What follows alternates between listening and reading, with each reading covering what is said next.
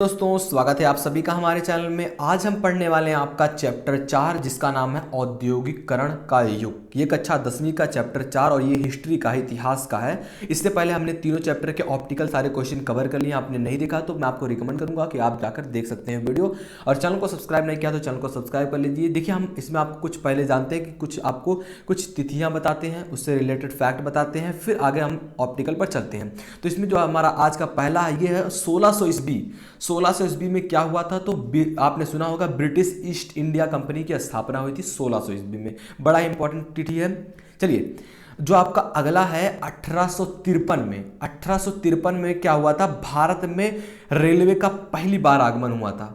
1853 में भारत में, लिख दे रहे टीटी फिर से, 1853 में आपका बड़ा ही इंपॉर्टेंट यह है कि भारत में रेलवे का आगमन हुआ था। और 1854, जस्ट एक साल आपका आगे, 1854 ईस्वी में क्या हुआ था कि बंबई में पहली मिल कपड़ा की स्थापना हुई थी। जो पहली मिल कपड़े वाली थी, इसकी स्थापना सबसे पहले हुई थी। या भारत में कपड़ा मिल थी, या भारत में जो भारत की पहली कपड़ा मिल थी, ये 1854 ईस्वी में, 1854 ईस्वी में। चलिए, अब हम आज ऑप्टिकल पे बढ़ते हैं। हमारा पहला ऑप्टिकल क्वेश्चन है कि मशीन व तकनीकी का महिमा मंडन करते दूसरे चित्र में किसे दिखाया गया है? जो आपका चित्र बनाया गया था चित्रकारों द्वारा, तो इसमें जो मशीन और व तकनीकी महिमा मंडन करते हुए दूसरे चित्र में क्या दिखाया गया था? कितने जादूगर? एक, दो, एक, तीन, चार और दो। तो इसमें जो आपका करेक्ट आंसर है वो है दो जादूगरों को दिखाया गया था। चलिए, दूसरा प्रश्न हमारा है कि आदि औद्योगिकरण के युग में अंतर्राष्ट्रीय बाजारों के लिए विशाल स्तर पर होने वाला उत्पादन कौन सा था?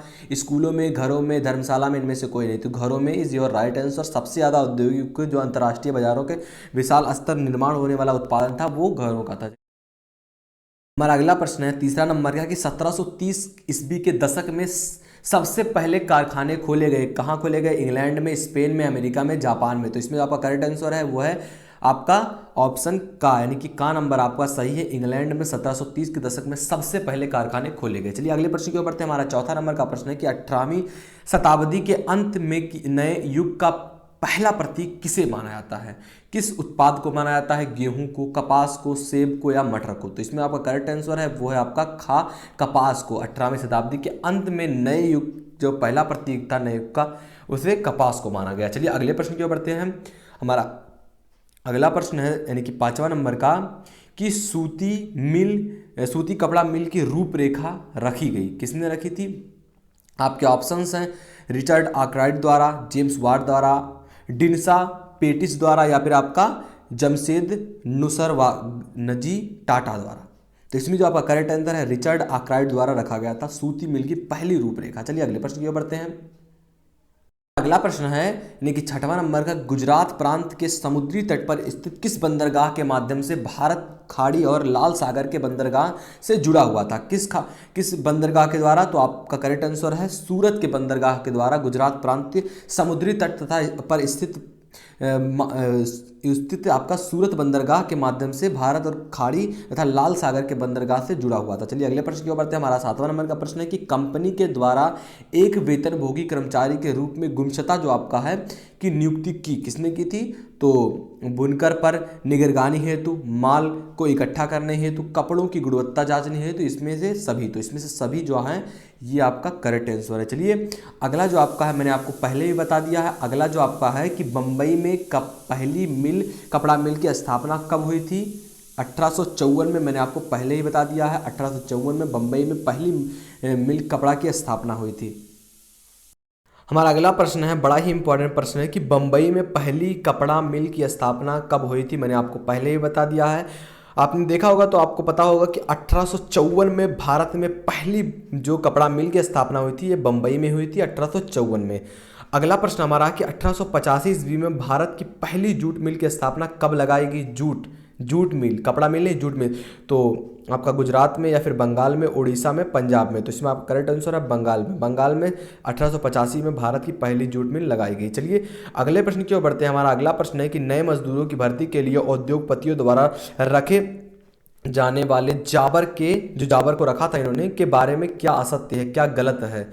वह लोगों को काम करने के लिए लाता था, या वह कोई विश्वसनीय कर्मचारी होता था, वह उद्योगपतियों के घराने का होता था, और ये जो आपका है कि वह काम दिलाने के लिए बदले तोहफों की मांग करता था। तो इसमें जो आपका करेक्ट आंसर है वो है गा, यानी कि वह उद्योगपतियों के घराने का नहीं होता था बल्कि वह दूसरे जगह का होता था, लेकिन वह क्या करता था, लोगों को काम के लिए लाता था। वह एक विश्वसनीय कर्मचारी था और वह उनके बदले में, अगर वो काम करते तो उनके बदले में तोहफा दिलाने का प्रयास करता था। चलिए हमारा अगला प्रश्न है 11वां नंबर का, कि अपने माल को की ओर उपभोक्ताओं को आकर्षित करने का यानी कि सबसे जो प्रभावपूर्ण तरीका है ये क्या है? चित्रों का, या विज्ञापनों का, कैलेंडरों का, या फिर आपका लेबल्स का?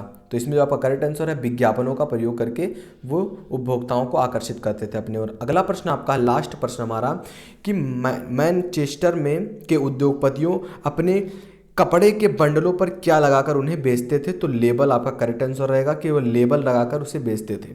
मैनचेस्टर के जो उद्योगपति थे कपड़ों पर लेबल लगाकर उन्हें बेचते थे। ये थे दोस्तों आज के हमारे प्रश्न। आगे हम पढ़ने वाले हैं भूगोल का। आपका भूगोल के ऑप्शन देखेंगे या फिर इसी से में आपका जो आपका अति लघु उत्तरीय प्रश्न है वो देखेंगे। तो आप लोग कमेंट कीजिएगा कि कौन सा आपको चाहिए, ऑप्टिकल चाहिए आगे का, या फिर आपका इससे लॉन्ग या शॉर्ट आंसर टाइप जो क्वेश्चन बनते हैं मानचित्रकार वो चाहिए आपको। तो कमेंट जरूर कीजिएगा। मिलते हैं आपसे अगली वीडियो में, तब तक के लिए जय हिंद जय भारत।